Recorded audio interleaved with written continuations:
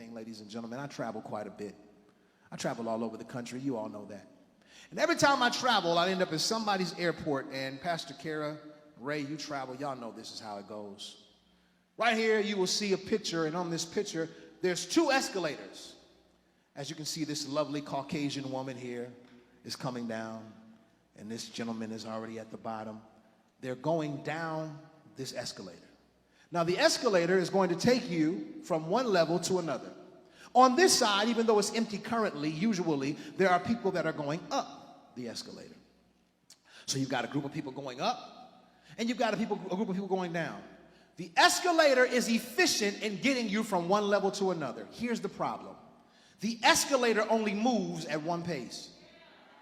And when you step on the escalator, Aaron, because it moves at one pace and it's so thin, have you noticed only one person can be on a step at a time? Which means that if the person in front of you is not in a rush, you have to wait until they get off for you to get where you're trying to go. Now, listen to this. You can set your luggage down. You can have a nice, comfortable ride up or down on the escalator, but you are now forced into a position, a place, and a pace. You have no control over what the escalator system is doing. It will take you as high as it needs to take you at the pace it wants. It will take you as low as it needs to take you at the pace it wants. And you are bound now by who's in front of you and who's behind you. Most people will take the escalator because it's easy.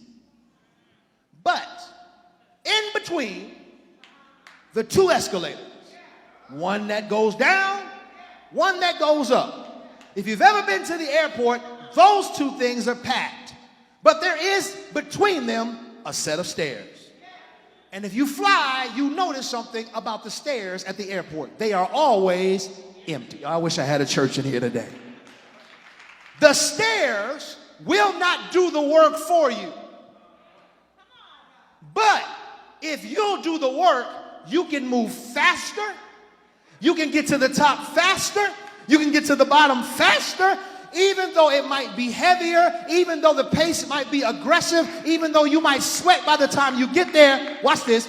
It doesn't matter who gets on the escalator before you.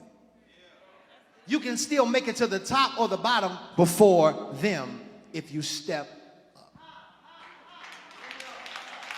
Listen to what I'm telling you. Faith Alive, a lot of you have submitted to the escalator system. As long as I get there, I'll let the system carry me. As long as I get there, I'll stay on welfare for the rest of my life. As long as I get there, I'll keep paying this student loan for the rest of my life. As long as I get there, I'll just let my family dictate my success in life and my joy and my peace. And you sit there. Now watch this.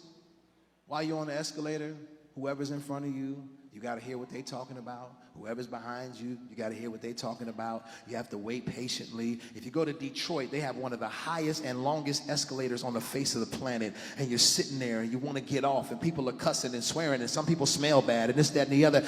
I found out if I take the stairs, it might be lonely, but it's much more peaceful. There will always be a greater line for the easy route. There will always be. For the people that don't want to pray and just want to come to church and have a good time, that's the escalator group. Because I want my next level and I don't feel like being confined to a place and a pace based on what everybody else is doing around me. So even though it's going to take more, I'm willing to step